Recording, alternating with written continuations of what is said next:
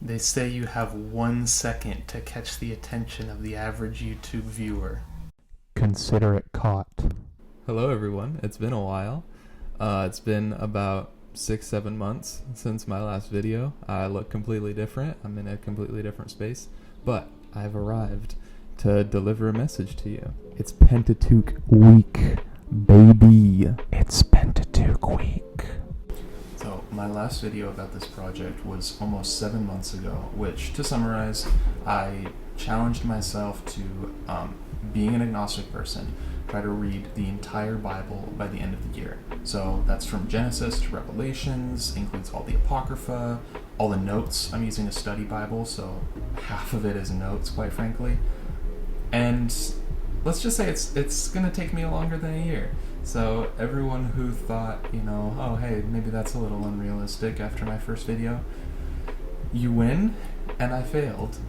I underestimated not only how much daily time I'd be able to dedicate to the project, but also my abilities at making videos. I actually finished the Pentateuch back in, early June, but I've been stuck writing these scripts for ages and ages. I've thrown away a million drafts, and I've been kind of stuck with reading because I don't want to read ahead without recapping what I've already learned.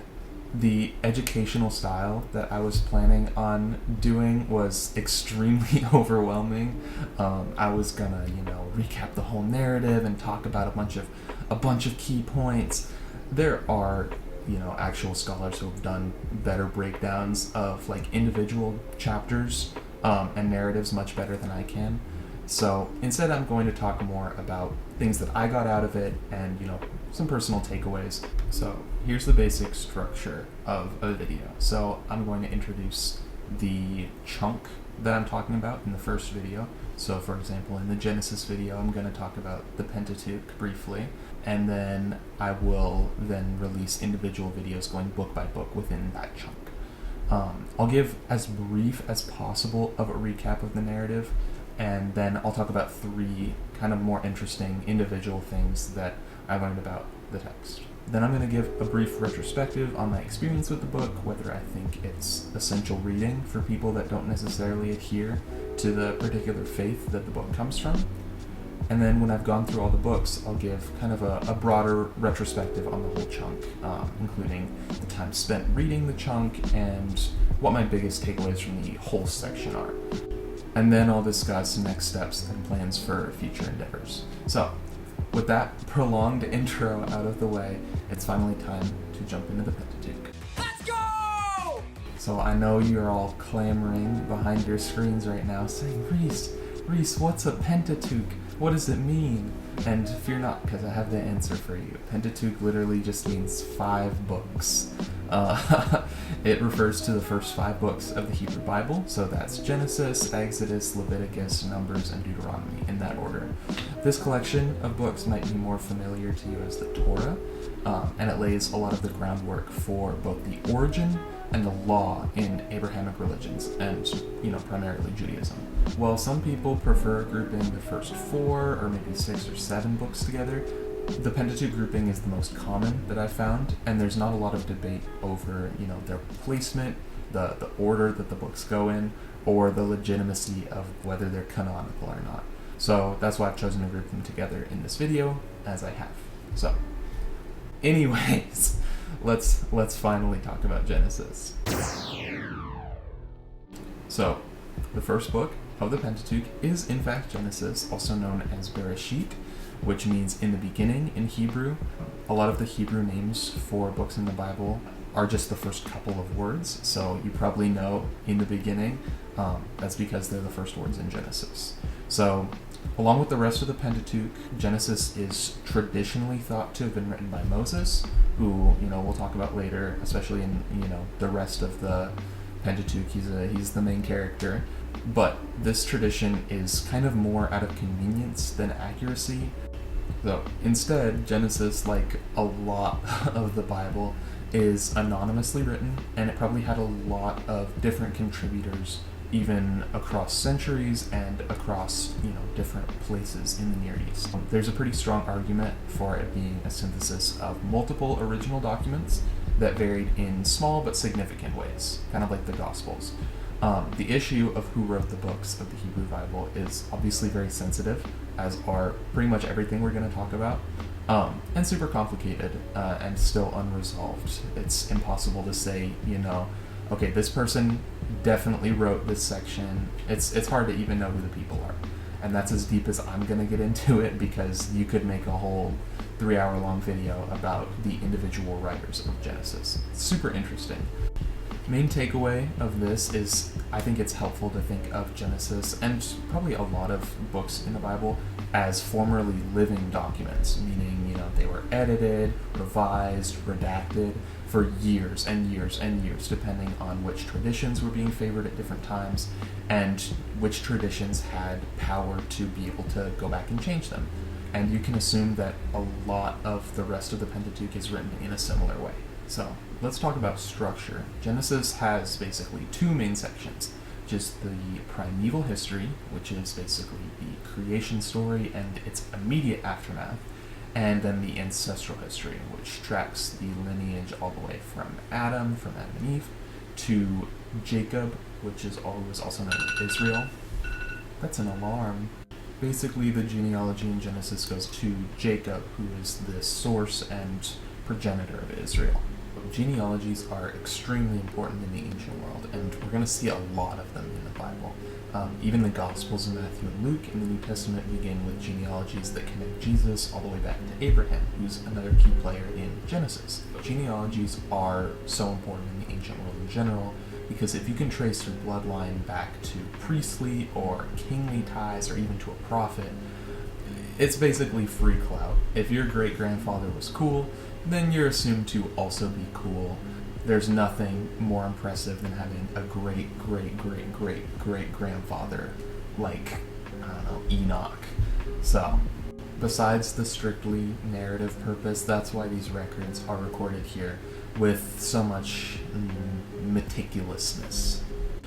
But that's enough about Genesis conceptually. Let's dig in a little bit. If you grew up hearing any, Bible stories from adults in your sphere, a lot of them probably came from Genesis. It's your youth pastor's favorite. It's, this sprawling, intricate, and really interesting narrative that has a ton of interesting stories. And I'm going to do my best to give a quick recap here. Again, I won't go too deep into individual stories for the sake of time. If you're interested in that, I suggest you check out other secular recaps of Genesis, which I'll put some in the description below. But if you already know the stories, or you have read Genesis before, here's the timestamp where I stopped discussing the narrative. Otherwise, so like I said before, we can basically break Genesis down into 2 parts. The first of which is the Primeval History, which runs from about Genesis 1.1 to Genesis 11.26. This runs us through the whole creation and origin of life story. God makes the world, the Garden of Eden happens, Cain and Abel have a friendly brotherly dispute, and eventually we get to Noah, who tries to tell humans to stop being so evil all the time, and they say no, so God hits the hard reset button and floods everything. Noah survives because he has plot armor, and one of Noah's descendants ends up being Abram, or Abraham, who takes us through the ancestral history, which tracks the lineage down through these key patriarchs like Adam and Noah, down to Abraham, to Isaac, to Jacob, who becomes known as Israel, who's the namesake of this particular Near East tribe. This is pretty common in the Near East to have one particular ancestor who has the same name as the tribe, because they're treated sort of as the source of the tribe and also as a representation of the tribe on the whole. So this happens with a lot of other tribes that are represented in the Bible, in both positive and negative ways, which we'll talk about. A bunch of absolutely crazy stuff happens with this early lineage. Again, I really highly recommend you find a good narrative breakdown of this, or maybe I'll do one at some point in the future because it's pretty cool. But Some key points: God makes some covenants with Abraham. He says that Abraham can have a promised land and countless descendants if he's a very good boy. Sodom and Gomorrah happens, which we'll talk about later. Abraham has 2 kids and almost kills one of them. That's the binding of Isaac story. Isaac then goes on to have 2 kids, Jacob and Esau. Jacob epically pranks Esau into giving up his birthright blessing, which then grants him God's favor. He later becomes Israel, and he's the kind of progenitor of the 12 tribes of Israel, which is the ethnic group of Israelites who we'll become familiar with. So he has 12 sons, which is the source of, the 12 tribes, and these sons all go on to become patriarchs of their respective tribes. The back half of Genesis, from Genesis 37 until the end, covers the story of Joseph, who's one of Israel's sons. He has a prophetic dream, and his 11 brothers are jealous and push him into a well, as one does. He gets out and becomes a powerful governor in Egypt, and, his brothers are poor, and they travel to Egypt to ask for grain, but they don't even recognize him. Joseph reveals himself to them and forgives them, and eventually the entire family ends up settling in Egypt. And this leaves us with a reason for the 12 tribes of Israel to be in Egypt in the first place. Genesis basically is a critical lineage tracing all the way back to the start of the world, provides a pretty good life lesson on forgiveness and why you shouldn't push your brother who's talking to God through his dreams into wells. And lastly, it provides narrative sense for why Exodus begins in Egypt with the Israelites in bondage. Genesis is extremely narrative heavy. It's the second longest book in the whole Bible, so please know that was an extremely TLDR version, but I hope it's enough to get the concept. Now I want to talk about the stuff that piqued my personal interest and that I either learned or feel like is important to share. So first off, starting right at the beginning, I feel like this is pretty interesting, and I didn't know this prior to reading, so I feel like maybe this is common knowledge, but I just wasn't aware of it. But there are actually 2 separate creation stories in Genesis. The In the Beginning story, where God creates heaven and earth, and the Garden of Eden story actually don't sync up. They're completely separate creation stories in the Bible. The first one, the In the Beginning story, spans from Genesis 1.1 to Genesis 2.3, and it covers the creation that culminates in the Sabbath, or the day of rest. So this is the story of creating the world in 6 days and resting on the 7th. And then, immediately following it in Genesis 2.4 to 3.24, the garden story kind of just happens. And they don't really lead into each other.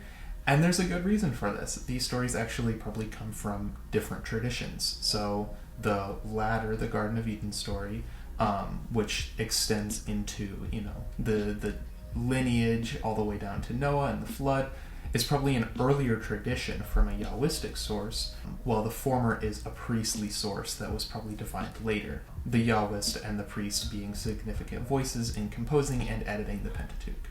So this isn't too crazy. This happens a lot, especially in these early books. Like I've alluded to, there are a lot of different authors and editors in Genesis, and even the flood narrative that we're familiar with has parts that overwrite one another because they're clearly chopped and spliced from various traditions and sources. I just think it's so interesting that in the very first pages of the Bible, we can see that. People say the Bible doesn't contradict itself, but it kind of does, everywhere, and that's okay. That doesn't discredit it in any way. But I just think the literal creation story being an example of that is super interesting. And again, to clarify, I'm not calling this an error in the text. I'm not using it to slam dunk, I'm disproving the Bible. Definitely not. That's not correlated at all. I just think this is a really great example of how different early Jewish traditions kind of intersected and jostled for canonical legitimacy. It's really fun.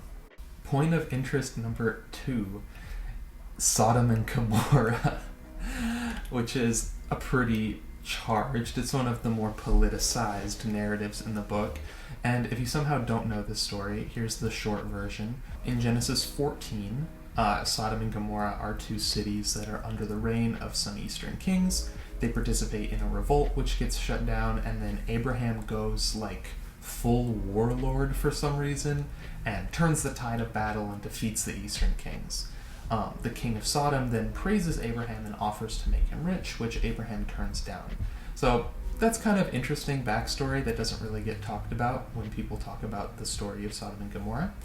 The main story happens a little bit later in Genesis 18, when some angels show up to destroy the two cities.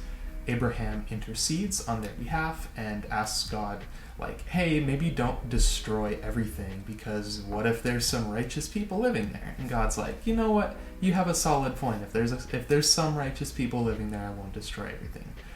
But apparently there are no righteous people living in Sodom, because the angels show up to Sodom to check things out, and every man shows up at the door of Lot, Abraham's nephew, who these angels are staying with. They show up at the door and demand to have sex with these angel guys that just showed up. Lot's kind of a burnout. The men outside demand Lot let them in so that they can get to know them a little better. Know is a great metaphor for have sex with in the Bible, because, you know, they saw them across the town square and really love their vibes. And Lot says, no, you're not going to bang these angels that I have as guests. Instead, do you want to bang my two daughters? Which, super godly move, Lot. But all of the men of Sodom say, no, we don't want to bang your daughters. We want to bang these strange men that you have in your house. And they start banging at the door, trying to get in. The angels spirit Lot and his daughters out of the city and tell God to raze it, just destroy it, burn it to the ground. And they also destroy Gomorrah for some reason, which isn't mentioned in this story of the angels visiting Lot at all, as far as I can tell. And God does so. He rains sulfur and fire from out of heaven, which is pretty interesting. Sulfur and fire are commonly associated with, the fire and brimstone view of hell. So I just think that's cool as well. This story has commonly been used as proof that biblical religious traditions and homosexuality are completely incompatible. But what a lot of people that talk about this story and politicize it don't really talk about is that the problem isn't that the people in Sodom are gay. The problem is that they're violating the sanctity of hospitality by trying to assault these visitors to the city.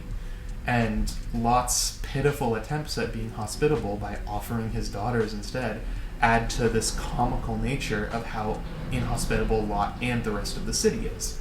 This story is contrasted with the one immediately before it, also in Genesis 18, where these angels visit Abraham and his wife Sarah, and they're the model image of hospitality. They feed them, they bathe them, they have a great conversation, they don't try to have sex with them. And this contrast is one example of many between Lot and Abraham, where Lot kind of gets the short end of the stick. The notes in my study Bible say, quote, where Abraham was the model of hospitality, Lot's actions show him to be a bungling, almost heartless imitator who does not deserve to be the heir of the promise to Abraham.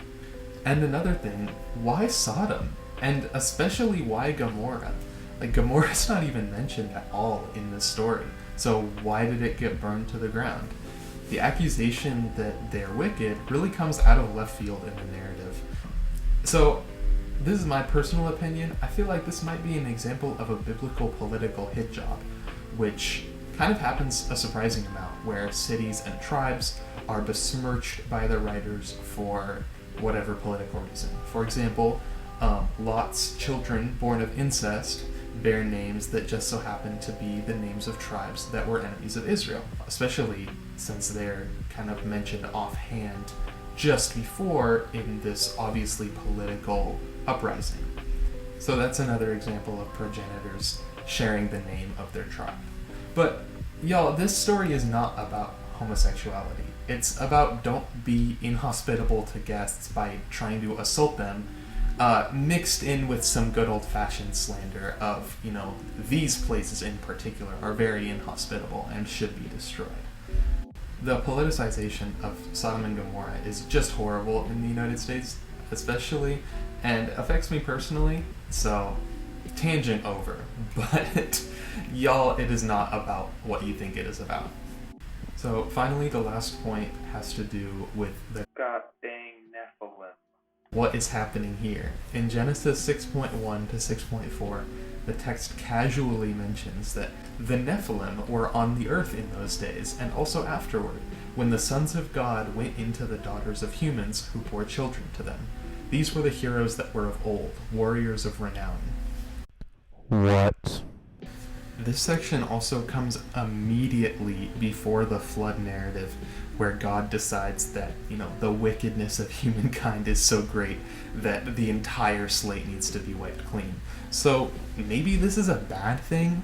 The root of the word Nephilim, which I will butcher this pronunciation, but Nephal means to fall, lie, be cast down, or fail, which are all pretty negatively connotated.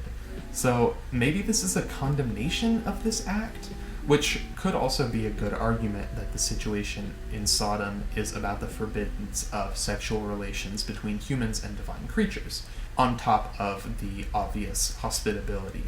But then why mention that they were there afterward, too? Are people like Goliath from the David and Goliath story, or King Og, who shows up in Deuteronomy and is really huge, are they Nephilim, or are they just big dudes? I have too many questions, but I really just raise an eyebrow at this whole section, because also, What were y'all doing with the sons of God? there's more interesting stuff in Genesis. I really could make 10 of these points, but I hope this was enough to at least pique your interest and even learn you a thing or two. To answer the question of whether Genesis is required reading, I would say absolutely yes. It's long, but it's definitely not tedious. There's a pretty consistent narrative structure that goes totally off the rails, and it's the foundation of Abrahamic law and history. So I read this in about a week back in January. It didn't take me very long, and it really held my attention because it makes really solid pace for a biblical narrative. I mean, you're moving all the way from the creation of the world all the way down to, pretty recent prehistory. Read it with the notes if you can. You'll get so much more out of it. You may have heard the stories a million trillion times, but the notes reveal so much about the symbolism that so often gets miscast or misconstrued or just missed.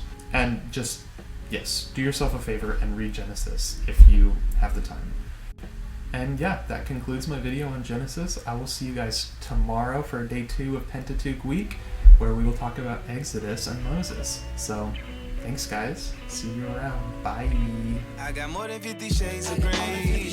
Living in a house of blue. Wait, so you're telling me it's not called bear shit? Are you sure?